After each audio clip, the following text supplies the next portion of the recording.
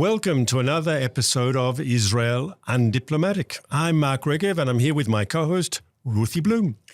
Well, hello, and I'm here with my co-host, Mark Regev. Mark, as somebody pointed out when we entered the studio today, there's nothing to talk about, is there?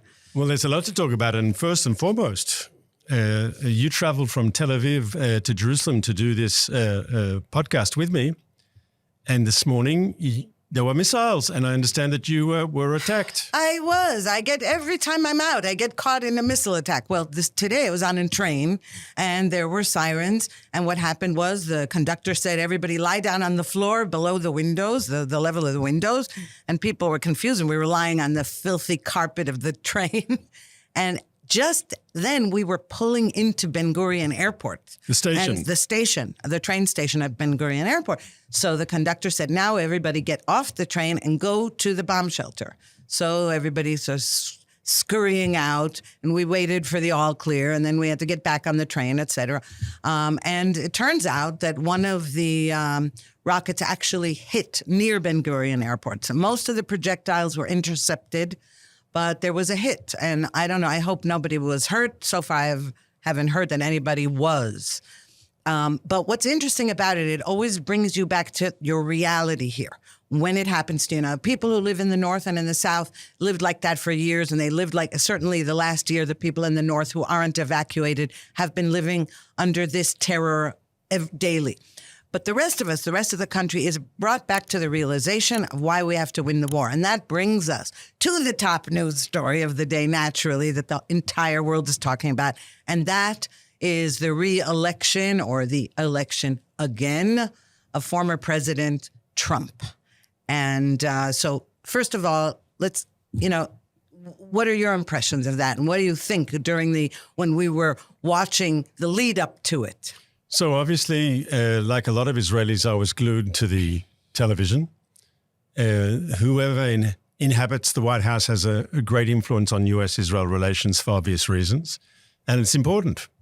And I'm not an American citizen. I don't get to vote, but I get to follow it closely. And the Israeli media got to follow it very closely. It was almost, we'll talk about something else that took the attention away from that in a moment, but all the Israelis' networks, they sent their reporters and their anchors. They are all in America there to cover the election. It's a big deal for Israel, who is the American prime minister. Now, I think who's the American president? Sorry, I'm showing my age. What is interesting, I think, is in the polling done in Israel before the election, I think it was just over two-thirds of Israelis supported Trump over Harris.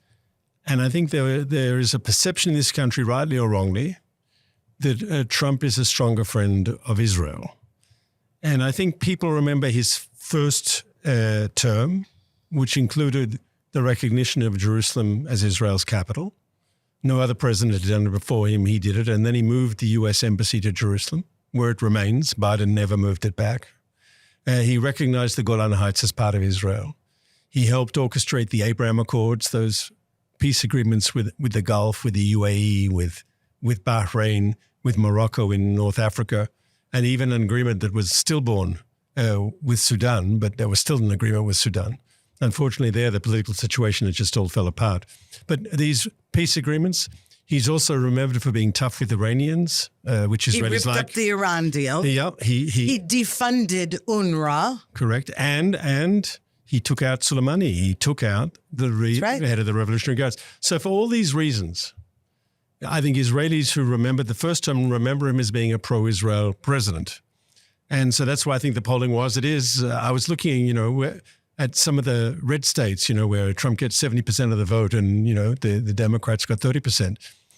So Israel's like one of them. And it's actually interesting because in 2016, when there was polling between Hillary and Trump, Hillary actually got 2/3.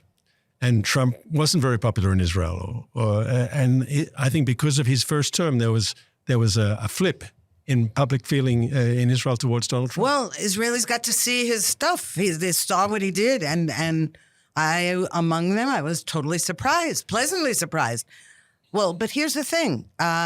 it brings us to what happened in America and how the polls got it so wrong, all right? Because you can really call this a landslide.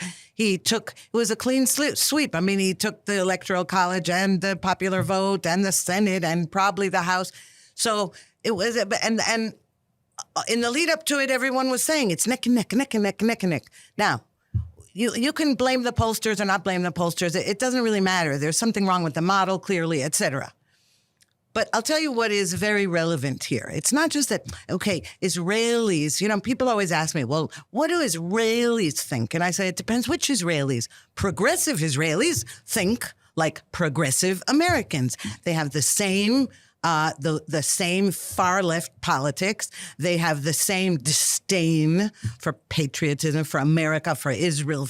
They're similar, okay? Now, which brings us, by the way, to the second huge piece of news in Israel that trumped, so to speak. Could we stop before we move there? Let's one more about Trump. What is interesting, I think, is that if before I said that like 2/3 of Israelis supported Trump, they couldn't vote, but they supported, according to the polls, that American Jews, who are their cousins, their brothers, their sisters, yes, they're co-religionists, however you want to talk about it, yes. But American Jews were the opposite, where according to exit polls, and the initial will probably get better numbers in the coming days, but some 67% of American Jews supported Harris. And how would you explain that difference between American Jews and Israelis? Okay, so first of all, the ongoing joke years ago was that if President Obama personally nuked Tel Aviv, that the Jewish vote in America would go down to 75%. Now, you ask me, how's that possible? Well, for some reason, American Jews never vote in their own interest. That's number one. Number two, they seem to care more about abortion and giving transgender rights to underage children and all kinds of issues that you'd say, given what's going on today in the world, given the huge rise in anti-Semitism, given the threat from Iran, given everything, the terrible economy in the United States, given all that, you'd think that someone might, especially Jews don't tend to be the ones, let's say, who most need the abortions, who most need those other issues. First of all, if they tend to be affluent, they can afford on their own dime to do all kinds of things that poor women can't, let's say. But aside from that, you would think that they would care more about anti-Semitism, the rise in anti-Semitism in the world and in America, where it never was before. Not never, but to this extent, never. So, the thing is, I was also asked this by an Israeli newscaster. That, how do you explain it that Jews in America aren't going to, they don't like Trump or they don't? I say, well, first of all, it's not just Trump, okay? Because I had an American Jewish friend have a conniption fit before Trump was the candidate. And I said, well, and I named other people, other Republicans. And the person went, they're awful too, okay? Jews, I said, they treat the Republican Party the way they treat pork. A lot of them are secular. They don't keep kosher at all, but many just won't eat pork. You say to them, yeah, but you don't keep kosher. Why? No, because pork is going too far. That, I just can't. That's how they feel about the Republican Party. And Trump, of course, because he's so Trump, that gave them even more of an excuse. But don't you think for one second that if it hadn't been Trump, that Trump weren't the candidate, that the Jews would all go vote Republican? Because they wouldn't, and they don't. It's very interesting because it has not been a quiet period for American Jews since October 7th. You had the horrific massacre and how that was received by parts of the progressive community in America. You've had all the trouble on the campuses where you've seen anti-Semitism raise its ugly head under the cover of anti-Israelism, anti-Zionism, and so forth. And yet, according to the numbers I saw, apparently in 2020, the Democratic ticket of Joe Biden got 69%. And this is, once again, these are only initial numbers now, but it's the lowering of the vote is almost in the margin of error. It's like nothing changes.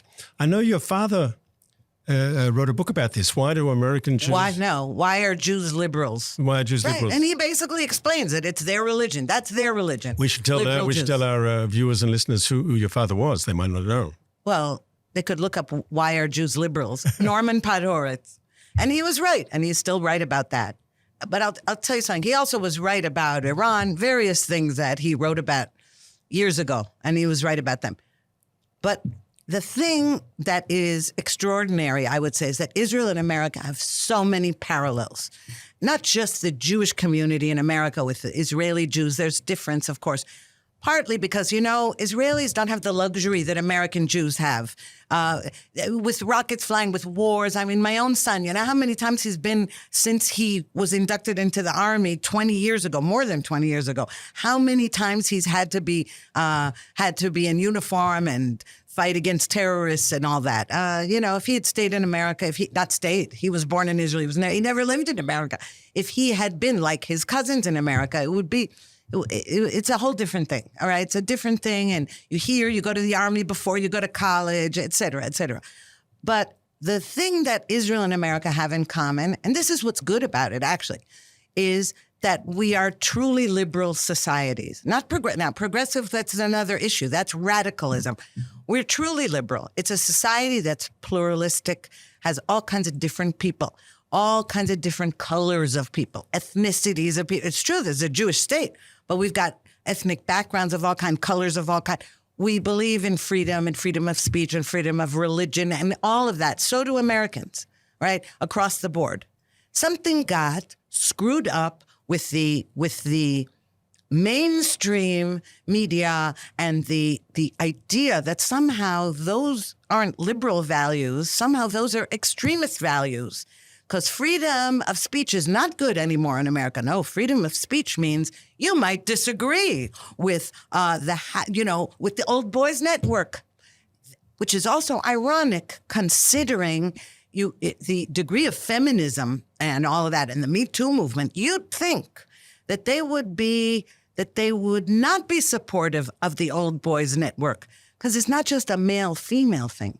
It's an elitist. It's like you belong to our club, and we live in our little bubble of academia, media, and the rest of you, we don't have to pay attention to what's actually going on here. And I think what happened with this election in America was, regardless of the polls and regardless of MSNBC and CNN and all that, what you're seeing is that Americans have common sense. They're not that radical. And Israelis, too, the same thing with the current government in Israel. Israelis are not that radical leftist. And when it comes down to it, you get, separate the weeds from all of this.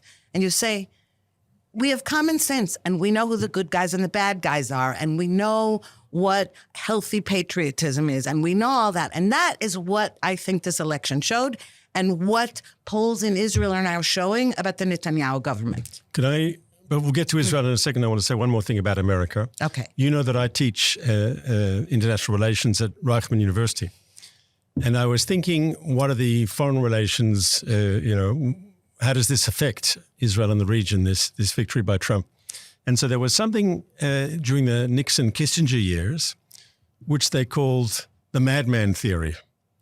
And, we have to bomb Hanoi, and they have to think we're crazy. We're going to continue bombing them until we get what we need, right? And it's part of the, when you teach international relations and deterrence, madman theory is part of it. Now, because of Trump's legacy from his first term, and because of the way he speaks, I think some of Israel's enemies are very worried, especially the Iranians. Definitely. And from my point of view, that's a good thing. And if they think he's crazy, let's forget if he's crazy or not, right? I'll leave that to the American voters who've made their decision, right? But that Israel's enemies, especially the mullahs in Tehran, are worried, what could this guy do? That's good, because maybe that'll, if you have all these weapons and no one ever thinks you're going to use them, right?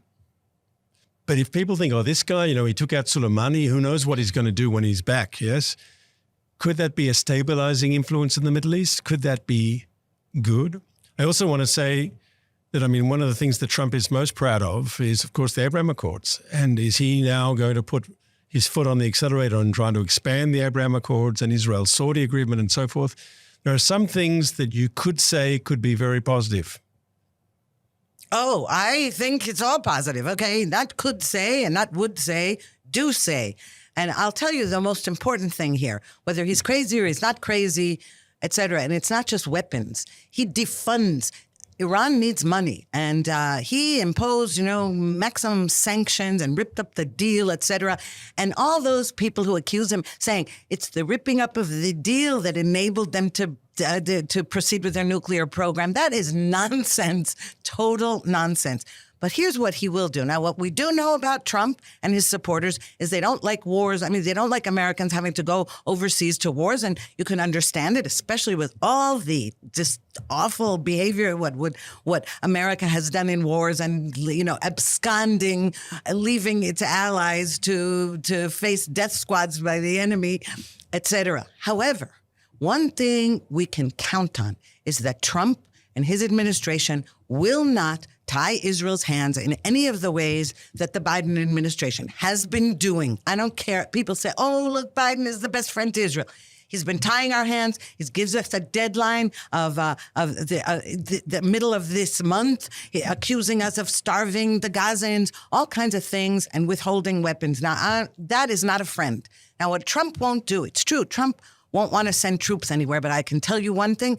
He certainly won't, if we need weapons, bunker busters to bomb Iran, I think he would certainly give them to us. And if we just need to be left alone to get the job done, since we're on the front lines, he'll say, get the job done. That's a huge shift. And that would be good for the whole Middle East and for the peace process and for everybody, including the Palestinians, who at the moment, not a single Palestinian leader deserves any sympathy whatsoever.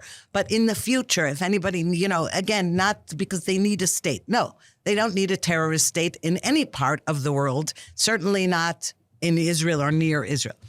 So, but that brings us to something else that was really important, and I'll let you talk about that in a second. And that is that while Americans were heading to the ballot boxes, those who had not voted early, a huge story broke out in Israel that trumped the whole thing. It trumped Trump. It trumped Trump. And that was that Bibi Netanyahu fired his defense minister, Yoav Gallant. And I say, first of all, some people are saying he did it on purpose because America was distracted. Whether that's true or not, I don't know. I don't know the workings of his mind. I can tell you one thing. I thought it was long overdue, and I have been writing about this for a long time. I've written 2 main articles about why he needed to be fired, and that one of them was before the war, and the other was more recently, because I've said it on this podcast, the last thing we want when we're in the middle of a war is a defense minister who doesn't want us to win it, who does everything to talk like a diplomat, not the head of the whole military project, and to say things like, well, in negotiations, we have to make painful concessions. Just shut up and let the people whose job it is to say that say it. All you do, you have to cock the weapons. You have to make sure we win. You don't sit around with the chief of staff of the army and say, well, maybe we'll have a ceasefire now. No, maybe we'll have a ceasefire next week. No. Okay, so you go ahead now. So actually, it was a strange situation yesterday because the major news broadcasts in Israel are at 8 p.m. And all the big Israeli networks, and the small ones too, had sent their big hitters, their correspondents, their anchors to America, and they're all expecting to go on live on how the election was going and to report, even though it was only in the afternoon America time and there was no results yet. But it was a lead up for what was supposed to be wall-to-wall coverage of the U.S. election. And what happened? At 1 minute to 8, it breaks that the prime minister has sacked the defense minister. And then suddenly all these people in America, all these Israeli correspondents had nothing to do because the story here changed and totally focused on internal Israeli politics. Now, I'll give you my opinion and my take on the firing of Gallant. I think, as a rule, in the middle of a war, it's not good to fire a defense minister, especially a defense minister with experience and a defense minister who comes from the military and who understands how military works and how you move forces and how you move aircraft and how you move tanks, and someone who in many ways had the credentials to be a very, very good defense minister. And I think it is unfortunate that there was a situation reached where the Prime Minister felt he had to fire him. Unfortunate, but apparently necessary. And why do I say that? Because you have to have at the top, you have to have a level of confidence, a level of trust between the Prime Minister and his Defence Minister that clearly, unfortunately, wasn't there. Now, I'm very worried sometimes when a group of leaders get into a room and everyone agrees. It's what you call in political science groupthink. That's not good for decision-making. You need to hear contrary opinions. You need to have arguments. You need to have vibrant discussions of different policy alternatives. It's not good that everyone thinks the same. But there's a point you pass where you just don't have trust and you don't have confidence, and there's a feeling that something's very wrong here. And I think it's clear that we reached that point. And obviously Netanyahu felt that we'd reached that point. He didn't have confidence or the faith in his defense minister, and he's sacked him and appointed someone else. And we can speak about Israel Katz, the incoming defense minister, if we have time. But I want to say on the substance of it, Gallant gave a press conference, or not a press conference, he just made a statement later last night. And he talked about his areas of disagreements with the Prime Minister. And he spoke about 3 areas.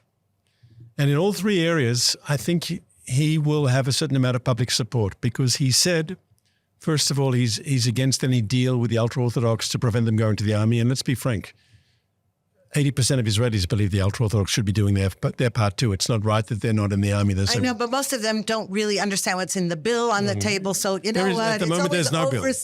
Yeah, but the principle, I'm talking about the principle. I mean, your son has been called back. No, everyone agrees with the principle. The question is how to get it done. Yeah. Okay. It's the same thing with the hostage. It's the same thing with everything. We all agree on that. We all agree we want peace. We all agree we want hostages. We all back. We all agree that more Israeli men should serve men and women should serve either in the army or do some kind of national service. There's consensus on that. The question is how you get it done. And I just would like to just make a point about what you said. It's not good to have groupthink. And you're right. And guess where we had the most groupthink over the past year since the October 7th massacre? In the army, the heads of the army, not the soldiers. Okay? The groupthink was the entire defense establishment, which was a very dangerous thing. It's the defense establishment that should have been saying, whoa, we got to change our hard disk here because we were asleep on the job, or it's not that they were asleep on the job. They weren't. They had a fantasy about our security situation that turned out to be wrong, right? Even if you want to give them the benefit of the doubt, because Netanyahu was part of it for years and years. They all sort of had this idea that Hamas was deterred. So forget about that for a minute. But since the massacre, you had the whole, as I said, the good old boys network, these guys, and they've kept out anybody who disagreed with them over the years. They've prevented promotions from people who were not of the right milieu, okay? And it's time we stop that. And there's a theory that very soon our chief of staff of the army is also going to resign. Because, again, he and Gallant had this sort of, again, groupthink, which is very bad. But I'll tell you the most dangerous thing was that Gallant was a rat-fink going to Washington. He was colluding with Secretary of Defense Austin. He was leaking stuff out of secret meetings. His office, and that is why if you read social media, and you'll see all the old American diplomats are saying, oh, this is terrible. Gallant is our best friend in Washington, which exactly shows you why he has to go. What's going on here? He was supporting Biden's. It was as though he was saying to Biden, you got to help me prevent Netanyahu from doing what he wants to do. Now, that is awful. And as I said, he should have been fired a long time ago. And it's not unheard of for in the middle of wars for there to be replacements with generals, et cetera. But also the hypocrisy of the people now saying, notice, by the way, who's mourning this? The far left in Israel. The far left. That's one thing. And the other is that they're hypocrites because they've been saying that Netanyahu should be replaced in the middle of the war. So suddenly you can't replace Gallant in the middle of a war. It's sickening already. Listen, Ruthie, I want to disagree with you on a number of points. Not on all your points, but on some of the points. You're shocked. You're shocked. There's gambling in this restaurant. What's the famous line from Casablanca? Right. Yes. Exactly. Look, the defense minister of Israel has a good relationship with the head of the Pentagon, with the American defense secretary. That's a good thing. That they would speak on the phone regularly, that's a good thing. You want allies talking. Now, it's clear that the Americans liked Gallant, and there was not just the defense secretary, also the Secretary of State and others would like to talk to Gallant. Very bad sign right there. All right. If So it wasn't more than that. If Blinken liked him, that's enough for you to know who he was. He was seen as someone who the Americans could talk to, maybe for, not as challenging for them as Netanyahu. But on the whole, I would say a defense secretary who has a good relationship with the Americans is good from our perspective, a defense minister, I should say, in Israel. It's not a bad thing. And I don't, when the history is written about this period we're going through now, the idea that, that somehow there was some sort of plot between Gallant and the Americans, I just, that's a bit, too much conspiracy theory sort of thing for me. It's clear the bottom line was this. The Prime Minister thought that he didn't have the trust or the faith or the confidence in the defense minister, and he thought it was time to bring in someone new. Now, he's brought in someone, Israel Katz, who's the outgoing now foreign minister, who was, I think, a paratrooper. I think he was an officer in the paratroopers, but he wasn't a general or anything. And this raises the question in Israel. Most of our defense ministers have historically been people who were former military people, people who grew up in the military, often former generals sometimes, like Ehud Barak and Yitzhak Rabin, former chiefs of staff, or people like, Ariel Sharon was defense minister, all these people who had illustrious military careers. When they went into politics, they became defense ministers. They became leftists. No. When they went into politics. That's a whole different story. I won't even go there. But all I'm saying about Israel Katz is that we've had defense ministers who were not from the military. The first and founding defense minister of Israel, David Ben-Gurion. There was Moshe Aarons, who was twice or three times defense minister for the Likud, who was also, right? And the idea is that you can have a defense minister who's not from the military. Yeah. He has to be smart, has to be strong. But the idea that we have a defense, most of the the current Lloyd Austin is separate, but most of the American secretaries of defense don't come from the military. And by the way, our illustrious generals who have been defense minister, look what flops they turned out to be. The most recent ones, okay? I'm not talking about the entire history of the state. It was like, oh, okay, so you have all this experience and you all this and that, you have even less of an excuse to be behaving the way you're behaving. And now, Israel Katz may or may not be good at this job. I don't know. What I know is that he will not go against the cabinet. And that's not to say, oh, no disagreements. That is to say that he is on the same page about winning this war, about the goals of the war, about doing everything that needs to be done, and including rescuing the hostages, of course, but not kowtowing and pandering to the rioters in the streets who have taken over the hostage families in a very cynical way.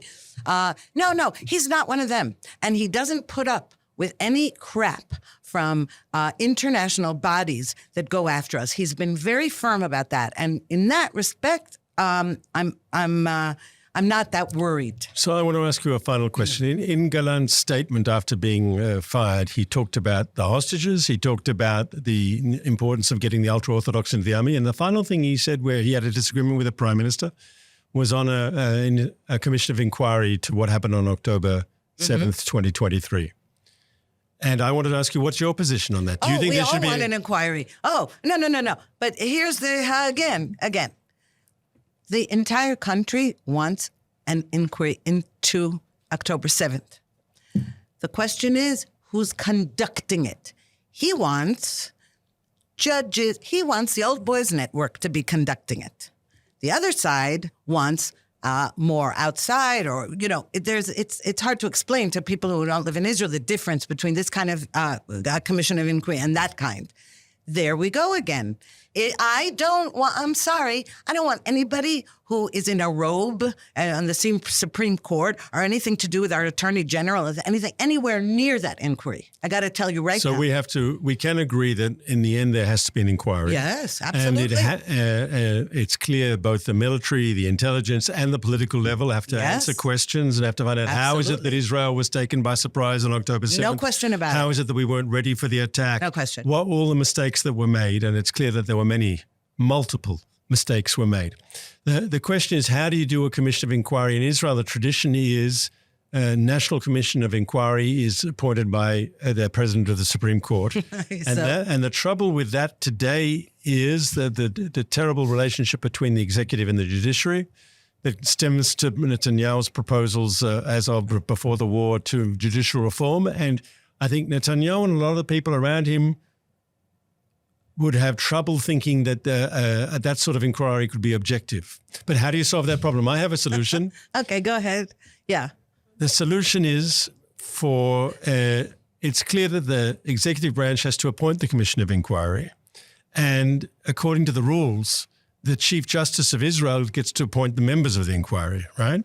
So maybe there can be a bit of behind the scenes talking to different people, and there will be understandings reached that if we agree to a National Commission of Inquiry, there'll be agreement on who could be respected by both sides to conduct the inquiry. Maybe that's the way out of it. Maybe. Although, again, it brings us back to the whole issue of judicial reform, because one of the biggest bones of contention that caused these, lunatics to take to the streets with their drums and their blocking of the highway. Ruthie, look, you don't have to agree with these people, but they're not lunatics. There's some very good people out there protesting who believe the country's in the wrong direction. This is what democracy is about. You can say you disagree with them without calling them lunatics. Okay, so what's lunacy about their protests is that they said it was the end of democracy. That's lunacy. I'm sorry. There is no end of democracy. And if we had reforms, judicial reforms, it wouldn't be an end of democracy. And Netanyahu is not a dictator. But here we go back to America. A lot of people, they would say the same thing said about Trump, that it's the end of American democracy. Of course, and they're wrong. And they're wrong.